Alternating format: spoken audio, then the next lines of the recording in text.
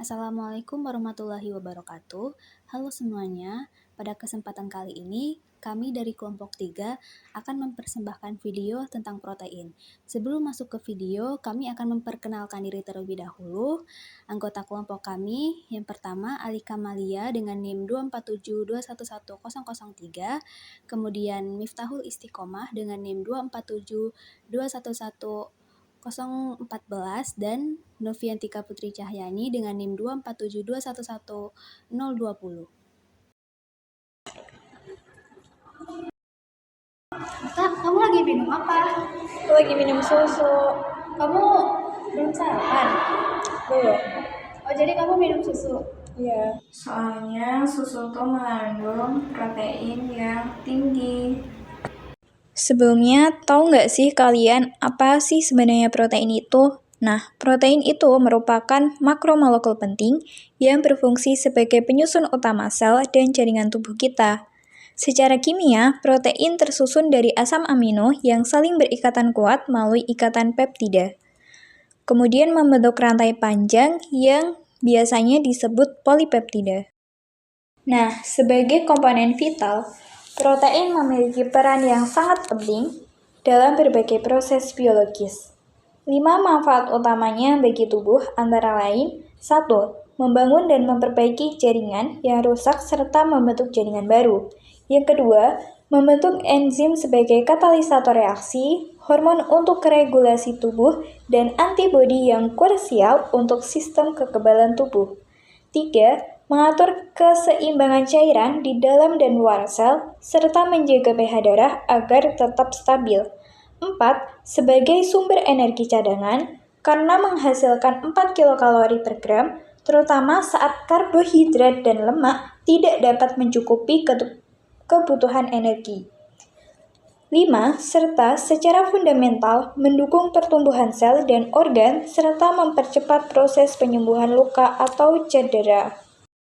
Protein bukanlah molekul sederhana, melainkan memiliki arsitektur 3 dimensi yang kompleks dan berlapis. Yang pertama ada struktur primer, merupakan tingkatan paling dasar, yaitu urutan linear spesifik dari asam-asam amino yang membentuk rantai polipeptida. Urutan ini seperti cetak biru yang akan menentukan bagaimana protein melipat. Yang kedua ada struktur sekunder, terbentuk ketika rantai primer mulai melipat dan melingkar, menghasilkan bentuk stabil seperti alpha helix yang menyerupai pegas atau beta set yang berlipat-lipat seperti akordeon. Yang ketiga ada struktur tersier, merupakan bentuk 3 dimensi keseluruhan dari suatu rantai polipeptida, di mana alpha helix dan beta set ini berinteraksi dan melipat satu sama lain membentuk globula yang unik dan fungsional. Dan yang terakhir ada struktur quaterner. Ini adalah gabungan dari beberapa rantai polipeptida tersier yang berbeda, bekerja sama membentuk protein fungsional yang lebih besar seperti hemoglobin dalam darah kita. Lalu, dari mana kita bisa mendapatkan sumber protein? Secara umum, sumber protein dibagi menjadi 2 kategori besar. Yang pertama, protein hewani. Ini adalah protein lengkap yang mengandung semua asam amino esensial yang dibutuhkan tubuh. Sumbernya antara lain daging merah, ikan, telur, susu, dan produk olahannya seperti keju. Yang kedua, ada protein nabati, yaitu protein yang berasal dari tumbuhan dan mungkin tidak selalu mengandung semua asam amino esensial dalam satu jenis. Namun, dengan berbagai kombinasi yang tepat, kebutuhan asam amino esensial tetap dapat terpenuhi. Contohnya adalah kacang-kacangan, kedelai yang kemudian dapat diolah menjadi tempe dan tahu, dan berbagai jenis biji-bijian lainnya. Kekurangan protein dikenal sebagai malnutrisi. Ada 2 bentuk utama yang sering ditemukan. Pertama, kwashiorkor, merupakan bentuk malnutrisi di mana asupan protein sangat kurang, meskipun asupan kalori secara keseluruhan mungkin cukup. Ciri utamanya ditandai dengan pembengkakan yang terlihat jelas pada perut dan tungkai, terlihat lesu, serta perubahan warna rambut menjadi kemerahan atau pirang. Yang kedua adalah maramus, merupakan bentuk malnutrisi yang lebih parah akibat kekurangan protein dan kalori secara bersamaan. Penderitanya menunjukkan penurunan berat badan ekstrim, tubuh sangat kurus, serta hilangnya jaringan lemak dan massa otot yang signifikan. Kemudian defisiensi protein dalam jangka panjang juga menyebabkan pertumbuhan terhambat, penyembuhan luka lambat, penurunan imunitas sehingga mudah sakit, dan berkurangnya massa otot yang bisa mempengaruhi kekuatan fisik.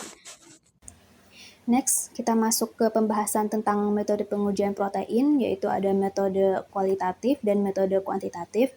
Nah, yang pertama metode kualitatif itu ada uji ninhidrin, bertujuan untuk mengidentifikasi asam amino bebas. Nah, prinsipnya itu terjadi reaksi antara ninhidrin dan gugus amino primer, menghasilkan kompleks berwarna ungu kebiruan. Yang kedua ada uji Milon, bertujuan untuk mendeteksi asam amino tirosin.